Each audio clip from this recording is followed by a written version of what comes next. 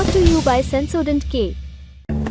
बस बैक नहीं आया। SLS पैराफिन और दूध का करंट भी कौन? तो लाइफ का करंट ऑन? कुछ भी। तो ट्राई करके देख ले। Sensodyne K toothpaste for sensitive teeth. सरकारों का काम था कि परीक्षाएं समय से हों और छात्र पारदर्शिता के साथ चुने जाएं, लेकिन परीक्षाओं के पेपर लीक होने लगे। चयन प्रक्रिया और नियुक्तियों में से पारदर्शिता को किनारे कर दिया गया, जैसे नीट यूजी में हुआ, जिस पर आज सुप्रीम कोर्ट में सुनवाई हुई। सरकारों का काम था कि देश में ट्रेनें सही समय से और सुरक्षित चलें, लेकिन ट्रेनें लेट होने लगीं और अक्सर दुर्घटनाओं का शिकार होने लगीं।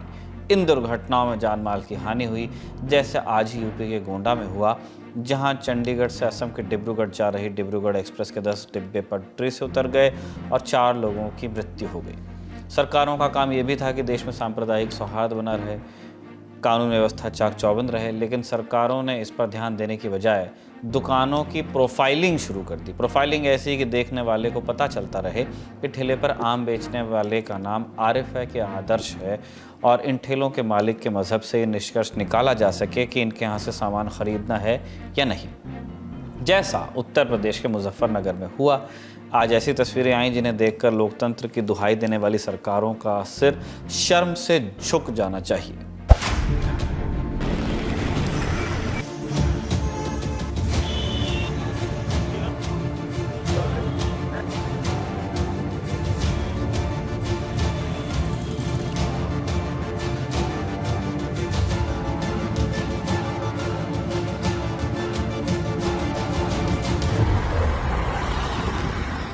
दरअसल यूपी में कांवड़ यात्रा शुरू होने से पहले मुजफ्फरनगर में पुलिस ने निर्देश जारी किया कि यात्रा के रूट पर पड़ने वाली दुकानों, ढाबों और ठेलों पर विक्रेता का नाम लिखना जरूरी होगा, और इस बाबत मुजफ्फरनगर के एसएसपी का बयान भी आया जो वायरल हुआ।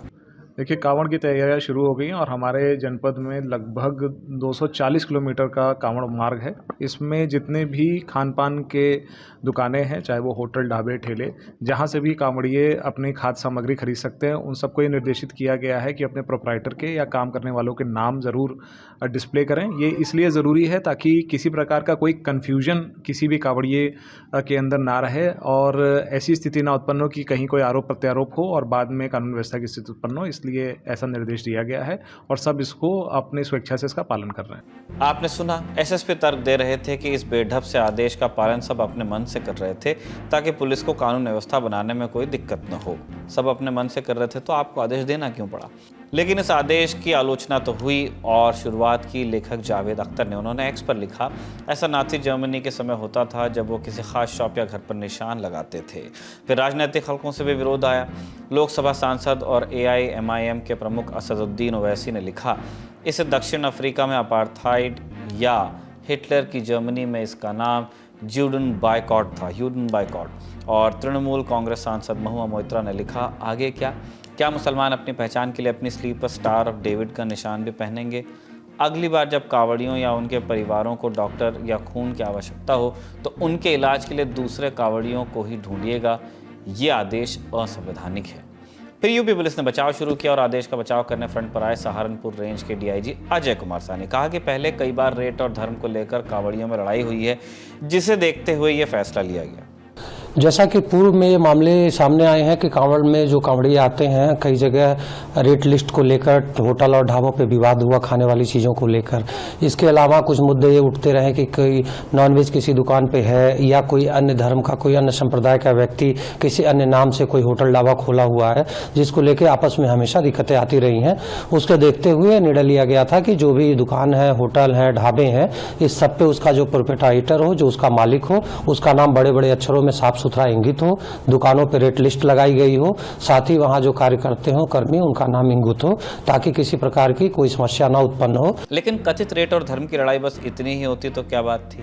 ये अपुष्ट खबरें भी आईं कि मुजफ्फरनगर से गुजरते हुए हरिद्वार की ओर जाने वाले हाईवे पर मौजूद ढाबे वालों ने अपने यहाँ से मुस्लिम कर्मचारियों को छुट्टी देना शुरू कर दिया। सच्चाई तो सामने आकर रहेगी क्योंकि लोकल्स जानते हैं कि हुआ क्या है। फिर भी प्रशासनिक महकमे को थोड़ी समझ से काम करना चाहिए। फसल उपजाने वाली मिट्टी ने फलों को मिठास इस शर्त पर तो नहीं दी कि उस बीज को बोने वाले का मजहब क्या है। या क्या किसान और मंडी में बैठे आढ़तिये के बारे में ऐसा कहा जा सकता है कि उसने सोचा होगा कि वो अनाज फल किस धर्म के पेट में जाएगा? लेकिन यूपी पुलिस ने सोच लिया, वो ऐसा सोच सकती है। वो लॉ एंड ऑर्डर की दिक्कत को दूर करने की बजाय इस बात पर जोर दे सकती है कि दुकान चलाने वाले का मजहब बोल्ड अक्षरों में लिखा है या नहीं। उम्मीद है कि यूपी पुलिस की एक कथित सूझबूझ तब भी बची रहेगी अगर आइडेंटिटी प्रोफाइलिंग के चक्कर में कोई दुर्घटना घट जाती है। इस समझ और सूझबूझ की उम्मीद के साथ चलते हैं आज की बड़ी खबर की ओर, जो है सुप्रीम कोर्ट में नीट की सुनवाई से जुड़ी हुई। नमस्ते, मैं हूं निखिल और आप देखना शुरू कर चुके हैं the Lallantop show. NEET UG में अनियमितताओं की सुनवाई में सुप्रीम कोर्ट में आज क्या हुआ, ये जानने के पहले हम समझ लेते हैं कि इस मुकदमे में कौन कौन से पक्ष हैं। पहला पक्ष वो याचिकाकर्ता जिन्होंने नीट यूजी 2024 में अनियमितताओं के आरोप लगाकर पेपर खारिज करने और फिर से एग्जाम कराने की मांग की थी। दूसरा पक्ष है नेशनल टेस्टिंग एजेंसी यानी NTA, जिसने नीट यूजी की परीक्षा कंडक्ट कराई थी। तीसरा पक्ष है केंद्रीय शिक्षा मंत्रालय, जिसके तहत NTA काम करती है। चौथा पक्ष है जाँच एजेंसियों का, मिसालन CBI। क्विक रिकैप के लिए आपको बता देते हैं कि इस मामले की पिछली तारीख पर जो सुनवाई हुई उस वक्त क्या क्या हुआ। 8 जुलाई को तारीख लगी थी पिछली। इस रोज़ हुई सुनवाई के बाद सुप्रीम कोर्ट ने एक हुक्म दिया। Chief justice of India DY Chandrachud की अध्यक्षता वाली बेंच ने कहा NTA को कुछ सवालों के जवाब देने पड़ेंगे। पहला प्रश्न, पहली दफ़ा लीक कहाँ हुआ? दूसरा, लीक हुए पर्चों को फैलाया कैसे गया? क्या व्हाट्सएप यूज़ हुआ, टेलीग्राम यूज़ हुआ? मोड क्या था? तीसरा प्रश्न, लीक के समय और 5 मई को ही परीक्षा के बीच में कितना गैप था? NTA सूचित करेगी, यानी इन सवालों के जवाब NTA को देने थे कि जिन्हें लीक का फ़ायदा मिला उन्हें चिन्हित कैसे किया गया, जिन केंद्रों या शहरों में पर्चे लीक हुए उन्हें कैसे चिन्हित किया गया। मामले की जांच कर रही CBI को भी एक स्टेटस रिपोर्ट दाखिल करने को कहा गया, जिसमें 8 जुलाई तक हुई जांच के बारे में विवरण शामिल किए जाने थे और सरकार को जवाब देना था कि क्या साइबर फॉरेंसिक यूनिट या किसी और सरकारी एजेंसी की मदद से आंकड़ों का अध्ययन किया जा सकता है जिससे दागदार और बेदाग स्टूडेंट्स को अलग किया जा सके। उस रोज़ कोर्ट ने बेनिफिशियरी शब्द का यूज़ किया था, यानी इस गोरख धंधे के लाभार्थी। सरकार अलग अलग नामी एक्सपर्ट्स की एक टीम नियुक्त कर ऐसा भी कहा गया जो नीट में आगे हो सकने वाली लीक को रोके। कोर्ट के हुक्म के बाद सुनवाई का दिन 11 जुलाई मुकर्रर हुआ और इस सुनवाई के पहले NTA और केंद्र सरकार ने अपने अपने हलफनामे दाखिल किए।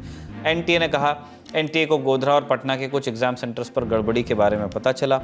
उन सेंटर्स के सभी छात्रों के रिजल्ट की जांच कर ली गई है ताकि ये पता चल सके कि उन सेंटर्स पर हुई गड़बड़ी से रिजल्ट पर कोई बड़ा असर आया या नहीं। बड़ा NTA ने अपनी भी जांच कराई। इसमें पता चला कि इस कथित गड़बड़ी से पूरी परीक्षा पर सवाल नहीं उठाए जा सकते, दावा कहना चाहिए इससे गोधरा और पटना के एग्जाम सेंटर्स के छात्रों को कोई अनुचित लाभ नहीं पहुंचा, ये भी दावा किया गया। वहीं केंद्र सरकार ने कहा कि हम ये सुनिश्चित कर रहे हैं कि किसी भी दोषी उम्मीदवार को कोई अनुचित लाभ न मिले। दूसरी तरफ ये भी सुनिश्चित किया जा रहा है कि 23 लाख छात्रों को केवल संदेह के आधार पर नई परीक्षा का बोझ न उठाना पड़े। और जांच एजेंसी CBI ने अपनी जांच की स्टेटस रिपोर्ट सीलबंद लिफाफे में जमा कर दी। 18 जुलाई को सुनवाई शुरू हुई। कोर्ट में क्या बहस हुई, पक्षवार समझते हैं। सबसे पहले याचिका दायर करने वालों ने CGI की बेंच से मांग की कि CBI द्वारा दायर की गई स्टेटस रिपोर्ट के बारे में पिटिशनर्स को बता दिया जाए। इस पर CGI ने कहा कि आज भी इस मामले की जांच हो रही है। CBI ने हमें जो बताया है, अगर उसे हम ओपन कर देंगे तो इससे जांच प्रभावित हो सकती है। फिर याचिकाकर्ता ने कहा कि संवेदनशील हिस्सों को रिडैक्ट कर दीजिए, मतलब आप रोक लीजिए, शेयर मत कीजिए। CGI ने कहा कि रिडैक्ट करना संभव नहीं है, आप बस इस दावे का आधार पेश कीजिए, इस्टेब्लिश कीजिए कि पेपर लीक पूरे तंत्र के स्तर पर हुआ और इससे पूरी परीक्षा प्रभावित हुई। ये उनकी मांग है, तो उन्होंने कहा जो आप मांग रहे हैं उसको आप इस्टेब्लिश कीजिए जिससे परीक्षा को रद्द करने पर विचार किया जा सके। CGI ने याचिकाकर्ताओं से भी कहा कि वो कोर्ट की ये समझने में मदद करें कि इस पूरे प्रकरण की जांच किस एंगल से करवाई जानी चाहिए। इसके बाद बहस शुरू हुई कि ये कितने स्टूडेंट से जुड़ा मामला है, कितने लोग अफेक्ट हो रहे हैं। याचिकाकर्ता ने कहा कि सरकारी मेडिकल कॉलेज में 56,000 सीटें हैं, प्राइवेट मेडिकल कॉलेज में 52,000 सीटें, तो अगर री एग्ज़ाम कराया जाए तो ये 1,08,000 स्टूडेंट्स के लिए होगा, न कि 23 लाख स्टूडेंट्स के लिए। CGI ने कहा कि लेकिन सवाल है कि इन 1,08,000 में कितने लोगों ने गलत तरीके से एंट्री ली। तब याचिकाकर्ता ने कहा कि लेकिन बाकी के 22 लाख लोगों को भी बराबर का मौका मिलना चाहिए। CGI ने फिर कहा कि हम फिर से परीक्षा कराने का आदेश बस इसलिए नहीं दे सकते क्योंकि बाकी लोग परीक्षा फिर से देना चाहते हैं। फिर से परीक्षा तभी होगी जब ये बात स्थापित होगी कि परीक्षा की शुचिता ही भंग हो गई। इंटेग्रिटी चली गई। याचिकाकर्ता ने तब कहा कि लेकिन आप दागदार और बेदाग को अलग नहीं कर सकते हैं इस मामले में। तब याचिकाकर्ता ने प्रतिवाद किया कि इस केस में आप बेदाग और दागदार स्टूडेंट्स को अलग अलग नहीं कर सकते, पता नहीं कर सकते कि गोरख धंधे का बेनिफिशियरी कौन था, लाभार्थी। सीजीआई ने कहा कि उस स्थिति में हमें फिर पूरी परीक्षा करानी पड़ेगी, लेकिन हम उस पर बात करें उससे पहले आपको तथ्य रखने पड़ेंगे। 1,08,000 सफल लोगों में से कितने लोगों ने याचिका दायर की? एनटीए ने तुरंत कह दिया 38। सीजीआई ने कहा कि याचिकाकर्ताओं ने न्यूनतम कितने अंक पाए हैं? तब सॉलिसिटर जनरल तुषार मेहता ने कहा कि 131 छात्र ऐसे हैं जो 1,08,000 के अंदर नहीं आते, जो दोबारा परीक्षा चाहते हैं, और 254 छात्र ऐसे हैं जो 1,08,000 के अंदर आते हैं और जो दोबारा परीक्षा का विरोध कर रहे हैं।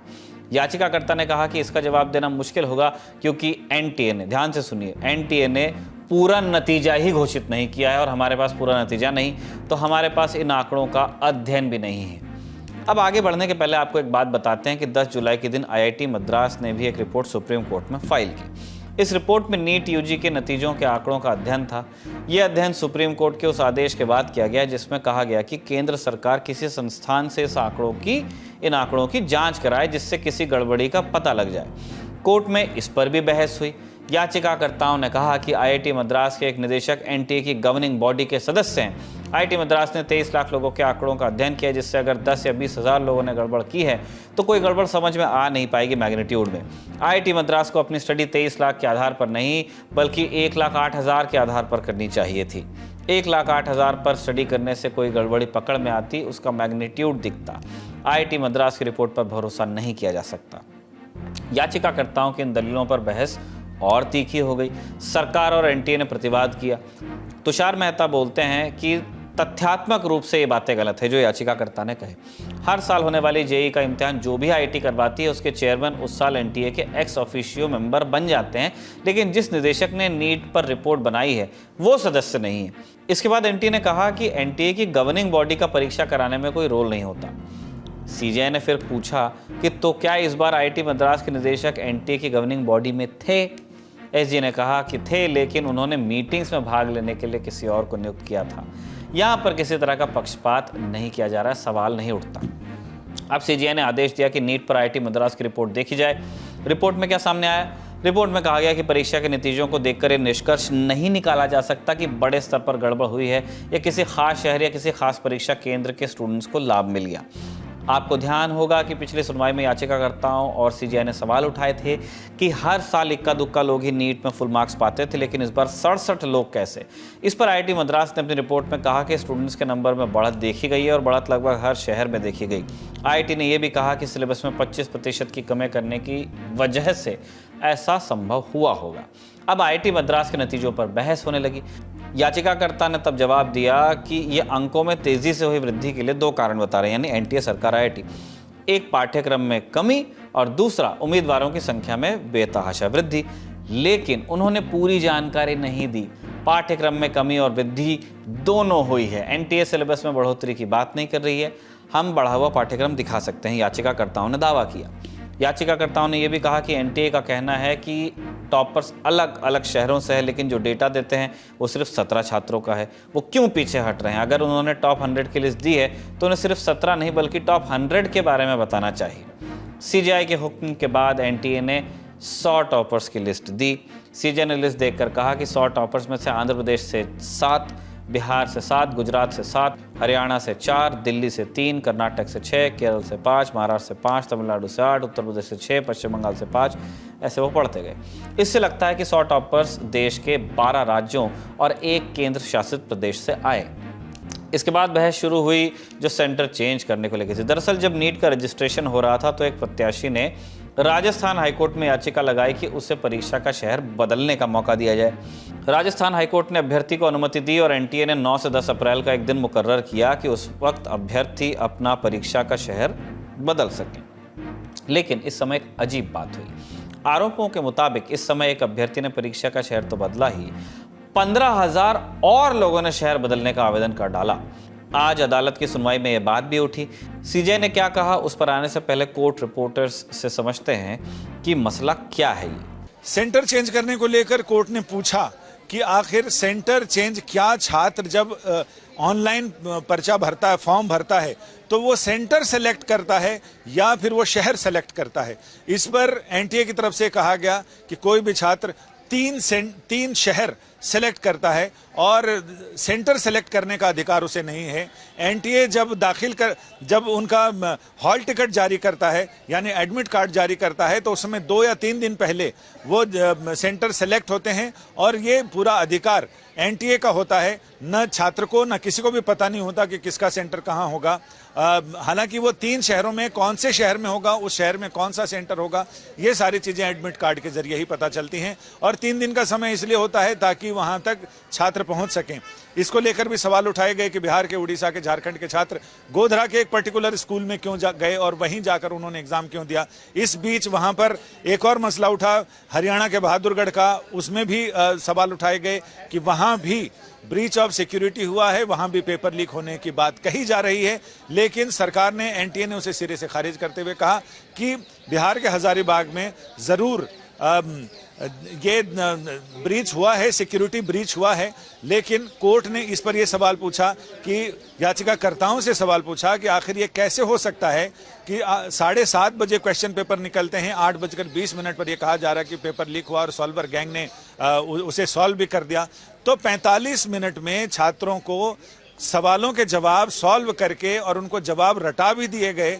ऐसा कैसे हो सकता है? ये चीज कोर्ट के गले नहीं उतरी। सोमवार को होने वाली सुनवाई में अब देखना दिलचस्प होगा कि इसमें क्या क्या तर्क, क्या क्या दलीलें और क्या क्या सबूत लेकर याचिकाकर्ता आते हैं। अब जानते हैं कि सीजीआई ने कहा क्या। हमें 2 चीजें पता करने की जरूरत है। सीजीआई कहते हैं कि एक, जब हाईकोर्ट का आदेश एक अभ्यर्थी को लेकर था तो 15,000 लोगों के लिए करेक्शन का विंडो कैसे खुला। दूसरा, इन 15,000 लोगों में से कितने लोगों ने चयनित 1,08,000 लोगों में जगह बनाई। तुषार मेहता जवाब देते हैं कि इन 15,000 में से कुल 44 लोग ही 1,08,000 लोगों में आ पाए, यानी सिलेक्ट हो पाए। इसके बाद अदालत में नीट के क्वेश्चन पेपर्स की सुरक्षा को लेकर बहस हुई। याचिकाकर्ता ने कहा कि प्रिंटिंग प्रेस से एसबीआई और कैनरा बैंक तक पेपर पहुंचाने में प्राइवेट कुरियर का सहारा लिया गया। सॉलिसिटर जनरल तुषार मेहता ने कहा कि पेपर की सुरक्षा के लिए 7 स्तरीय व्यवस्था थी। याचिकाकर्ता ने कहा कि ई रिक्शा में पेपर गए थे जो प्रिंसिपल ने रिसीव किए। इसकी तस्वीर और वीडियो भी वायरल हुए थे। इसके बाद बिहार पेपर लीक पर बात हुई। सीजीआई ने कहा कि बिहार पुलिस के मुताबिक 5 मई की सुबह हल किया हुआ पेपर स्टूडेंट्स को याद कराया गया, रटाया गया। इसका मतलब है कि 5 मई के पहले ही पेपर हल कर लिया गया होगा, यानी पेपर लीक 4 मई की रात के पहले हुआ। अब सवाल यही है कि पेपर लीक हुआ कब। सीजीआई इसके बाद कहते हैं कि 2 संभावनाएं हैं। एक, पेपर लीक तब हुआ जब पेपर बैंक पहुंचे ही नहीं थे, यानी 3 मई के पहले। या 2, पेपर लीक तब हुआ जब पेपर बैंक से निकलकर परीक्षा केंद्र की ओर रवाना हुए। एक और संभावना है कि लीक तब हुआ जब पेपर बैंक में ही थे। याचिकाकर्ता ने इस बात में जोड़ा कि पेपर लीक तब भी हो सकता है जब वो कुरियर कंपनी जैसे प्राइवेट हैंड्स में थे।